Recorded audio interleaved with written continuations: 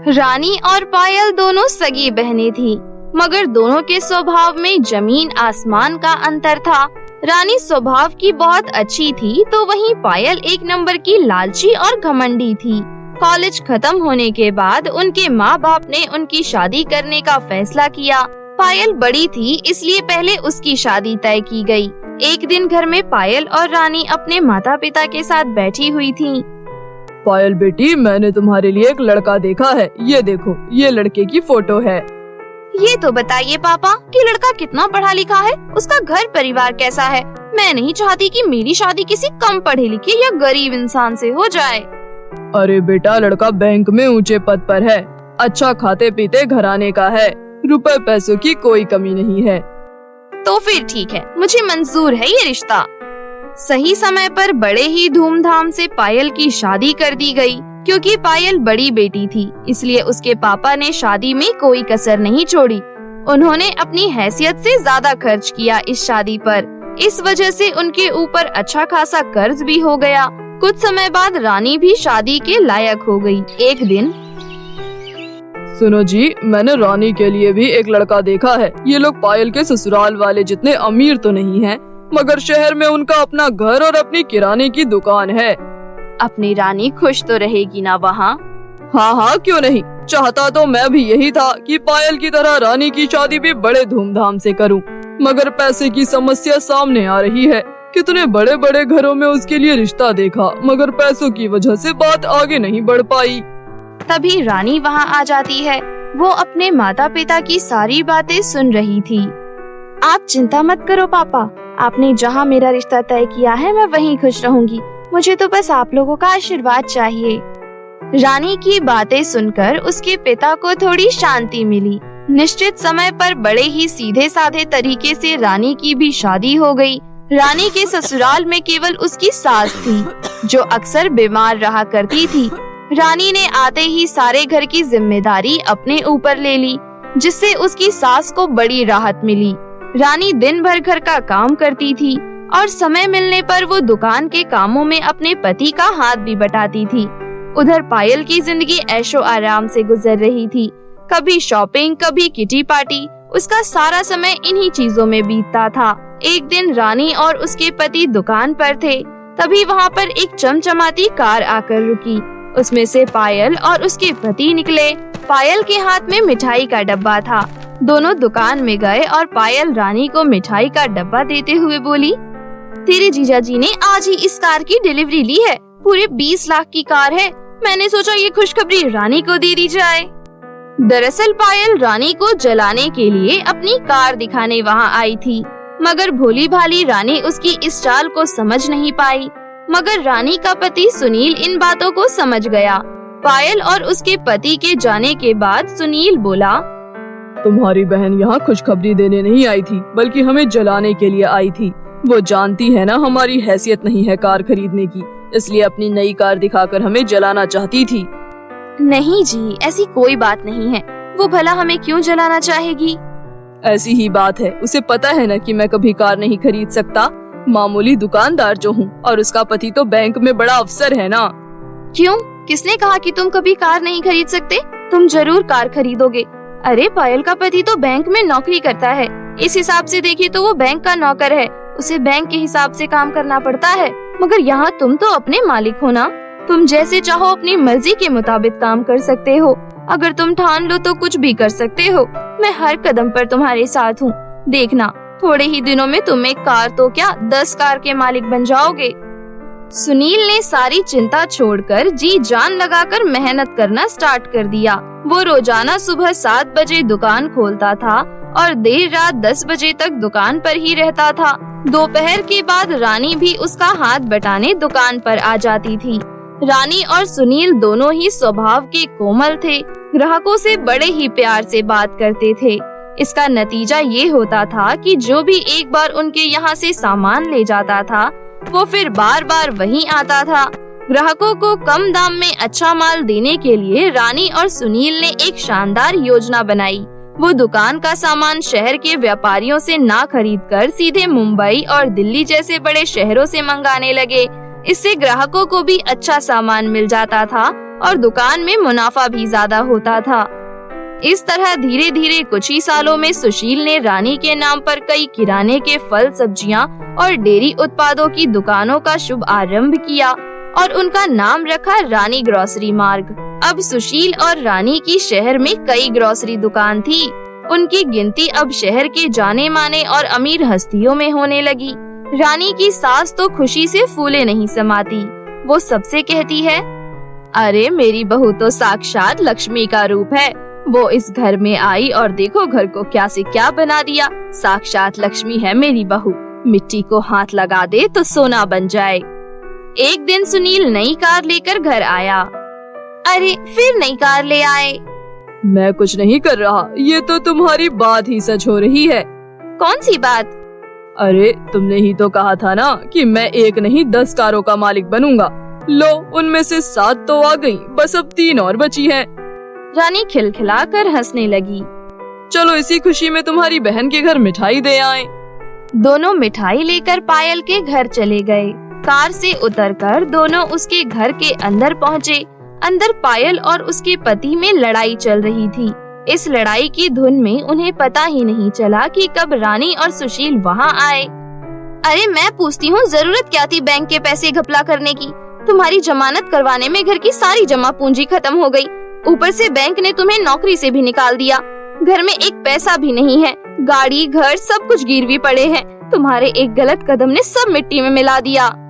मैंने क्या अपने लिए बैंक से पैसे घपला किए थे? ये सब तुम्हारी वजह से हुआ है। तुम्ही को शौक चढ़ा था पार्टी करने का, शॉपिंग करने का, अब भुगतो।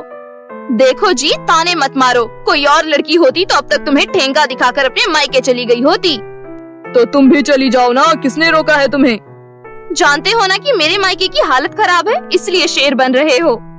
वो लोग झगड़ ही रहे थे कि तभी उनकी नजर सुनील और रानी पर पड़ती है। पायल रोते हुए रानी से लिपट जाती है।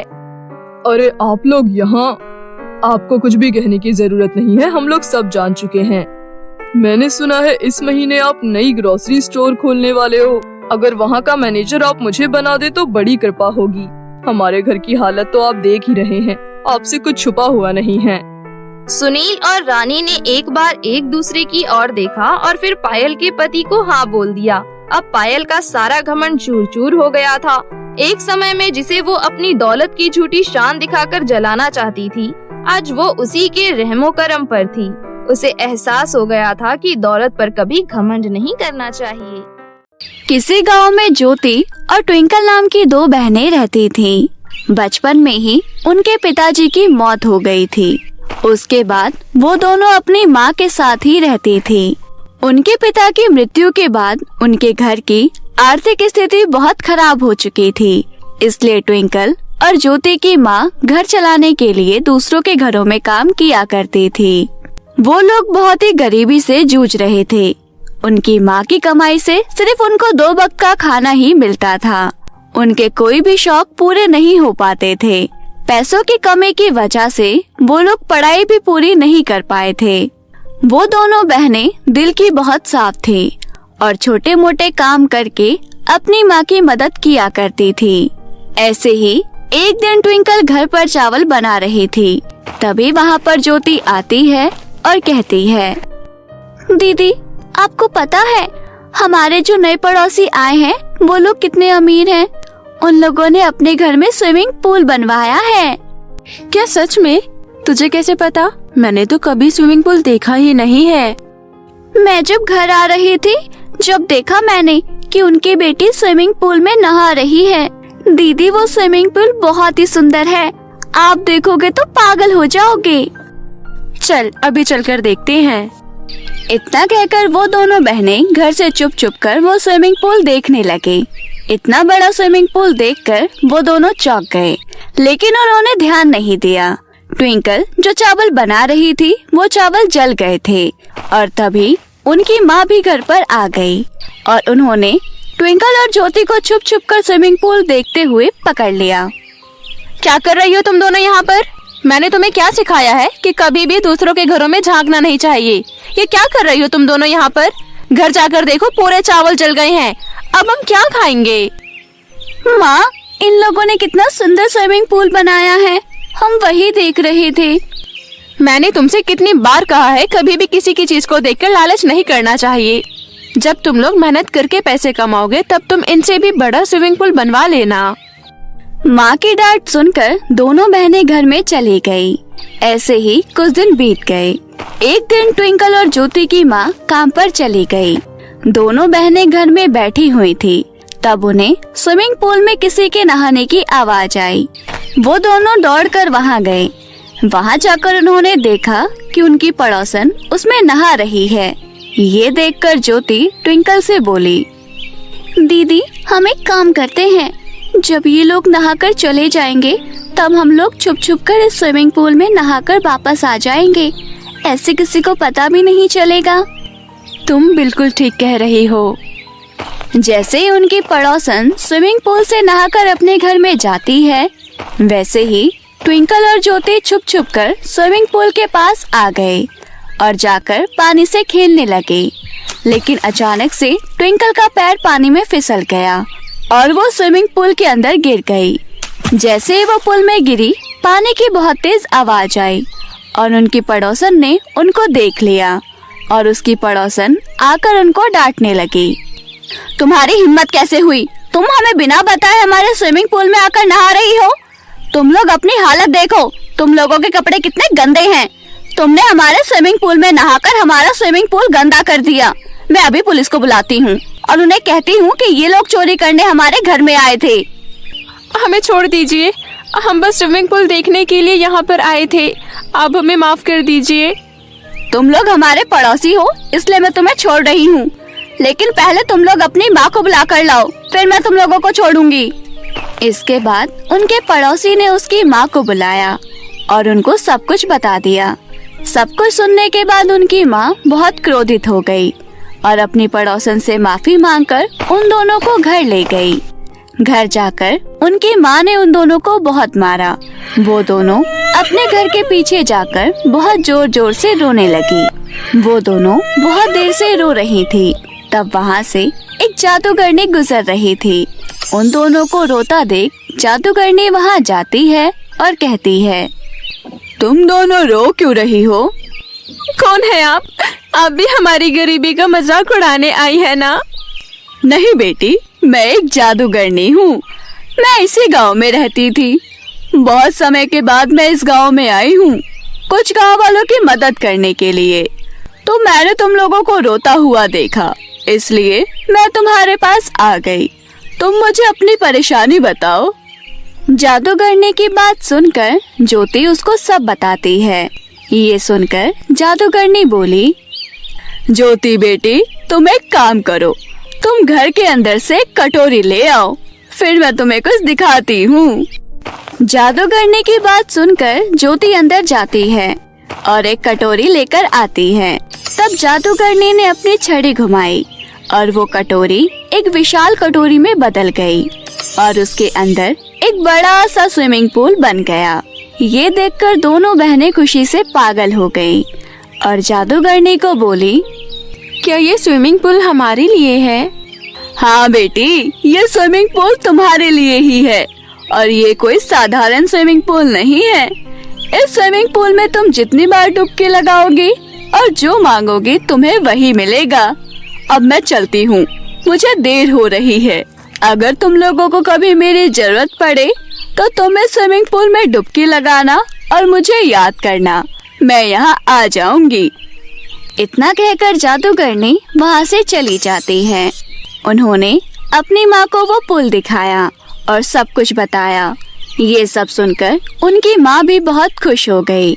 उस जादुई कटोरी के स्विमिंग पूल की वजह से वो लोग बहुत अमीर हो गए। उनकी पड़ोसन ने भी उनसे माफी मांग ली। इसके बाद से गांव में भी उनको बहुत इज्जत मिलने लगी और वो दोनों अपनी माँ के साथ हंसी खुशी रहने लगी। तो मेरे प्यारे दोस्तों, कैसी लगी आपको हमारी ये कहानी? हमें कमेंट करके जरूर बताएं और इसे अपने दोस्तों के साथ भी शेयर करें। जादुई सोने की ड्रेस का जादू। ये कहानी है उदयपुर की, जहाँ पर बहुत ही ज्यादा खुशहाल लड़कियाँ रहा करते थे। उदयनगर की लड़कियों पर ना जाने भगवान की कौन सी कृपा थी, वो बचपन से ही बहुत सुंदर हुआ करते थे।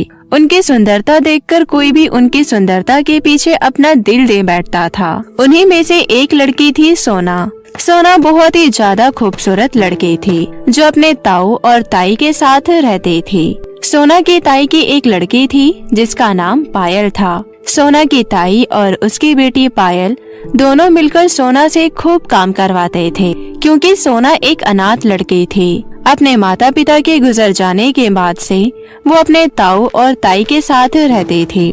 सोना की ताई और पायल उसके साथ बहुत बुरा बर्ताव करती थी।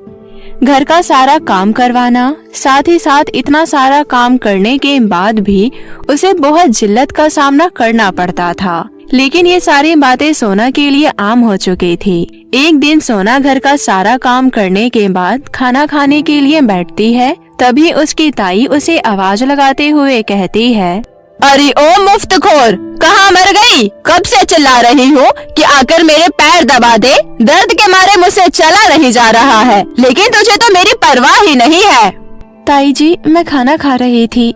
हाँ तो क्या हुआ? अगर खाना खा रही थी, खाना तो बाद में भी खा सकती है ना। एहसान मान मेरा, क्योंकि तेरे माँ बाप तो तुझे छोड़कर चले गए। एक मैं ही दयालु औरत थी जिसने तुझे नई जिंदगी दी है। अच्छा खाना और कपड़े वगैरह सब आज तेरे पास मेरी वजह से हैं, वरना आज कहीं भीख मांग रही होती। अपनी ताई की ये सारी बातें सुनकर सोना तुरंत अपने हाथ धो लेती है और कहती है, चलिए ताई, मैं अभी आपके पैर दबा देती हूँ। इतना कहकर सोना अपनी ताई का पैर दबाने लगती है। थोड़ी ही देर में वहाँ पर पायल आ जाती है और वह सोना से कहती है, अरे ओ कामचोर, मिल गया तुझे काम चोरी करने का बहाना। मुझे खाना कौन देगा? तेरी मरी हुई माँ।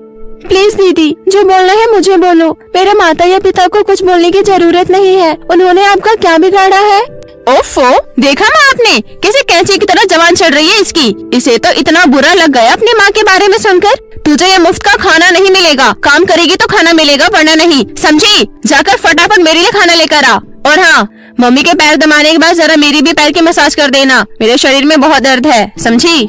इतना कहकर पायल अपने कमरे में चली जाती है। फिर सोना पायल को खाना देने जाती है और फिर वापस आकर अपनी ताई के पैर दबाने लगती है। ताई के पैर दबाने के बाद सोना दोबारा पायल के कमरे में जाती है और उसके पैर की मसाज करने लगती है। इसी तरह सोना की जिंदगी रोजाना कोल्हू के बैल की तरह बीत रही थी। इसी तरह कुछ दिन बीत जाते हैं और कुछ दिन बाद उदयनगर के राजा उदयनगर में एक घोषणा करवाते हैं।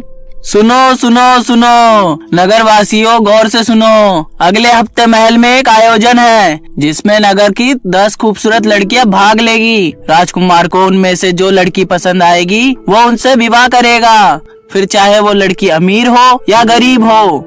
ये घोषणा सुनकर उदयनगर की बहुत सारी लड़कियां उस फंक्शन की तैयारी करने लगती है। उन्हीं में शामिल थी सोना की बहन पायल भी। वो घोषणा सुनने के बाद सोना की ताई सोना और पायल से कहती है, अरे ओ निकम्मी सोना, अब मेरी बेटी पायल की शादी होने वाली है, वो भी राजकुमार से। इन दिनों मेरी बेटी का तुझे खास ध्यान रखना है। क्या कहा आपने? राजकुमार से? वो भी दीदी की शादी? इसमें इतना हैरान होने वाली क्या बात है? मेरी बेटी पायल है ही इतनी सुंदर। अगर राजकुमार को विवाह करना होगा तो वो 10 लड़कियों में से मेरी बेटी से ही शादी करेंगे, देख लेना। अपनी माँ की बात सुनकर पायल कहती है, माँ, मैं कोई कमी नहीं करना चाहती हूँ। मैं चाहती हूँ जब मैं महल में जाऊँ तो राजकुमार की निगाहें बस मुझ पर ही टिकी रहे। वो सिर्फ और सिर्फ मुझे ही देखे और वरमाला लाकर सीधे मेरे गले में डाल दे। हाँ मेरी बच्ची, जैसा तू सोच रही है वैसा ही होगा। और सोना, तो जल्दी से मेरी बेटी के लिए हल्दी और चंदन का उपटन बना दे, इसके चेहरे पर लगाना है। उसके बाद सोना पायल के लिए उपटन बनाने लगती है। तभी वहाँ पर सोना की ताई आ जाती है और उसे कहती है, सुन सोना, मैं एक केमिकल लेकर आई हूँ, तू इस केमिकल को अपने बनाए हुए उपटन में डाल दे। उससे मेरी बेटी की खूबसूरती और ज्यादा निखर जाएगी। लेकिन ताई, अगर केमिकल से दीदी को कोई नुकसान हो गया तो?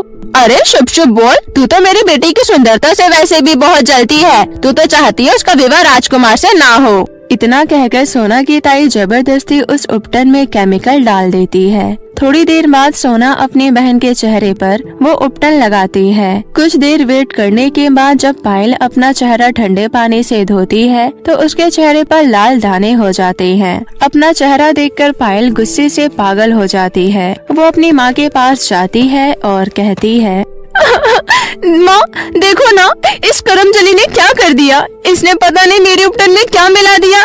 देखो मेरा चेहरा कैसा हो गया। माँ अब मैं राजकुमार से विवाह कैसे करूँगी। मैं इस लड़की को कभी माफ नहीं करूँगी। माँ इसने मेरी जिंदगी बर्बाद कर दी। तू रो मत बेटी, इस सोना को तो अब मैं सबक सिखाती हूँ। इसके बाद दोनों माँ बेटी डंडे से सोना की पिटाई करने लगते हैं। लगातार 1 घंटे तक पिटाई करने के बाद वो सोना को छोड़ते हैं। सोना बहुत जख्मी हो चुकी थी। वो किसी तरह छत पर जाती है और खूब रोती है। आखिर मेरी क्या गलती थी। पता नहीं मुझे कौन सी गलती की सजा मिल रही है। मैंने तो ताई को मना किया था कि उसमें केमिकल मत डालो, लेकिन उन्होंने जबरदस्ती खुद ही उपटन में केमिकल डाला और जब दीदी का चेहरा खराब हो गया तो उसका इल्जाम मुझ पर लगा दिया। आखिर मेरी क्या गलती है। काश अभी मेरे मम्मी पापा जिंदा होते। काश कि मैं भी खुद को सजा पाती और राजकुमार से विवाह कर पाती। इतना कहकर सोना वापस से रोने लगती है। तभी आसमान से एक परी आती है और वो सोना से कहती है, सोना क्या हुआ बेटा, तुम रो क्यों रही हो। कौन हो तुम। मैं एक परी हूँ और मैं जानती हूँ कि तुम किस दौर से गुजर रही हो। सोना परी को अपनी सारी बातें बताती है।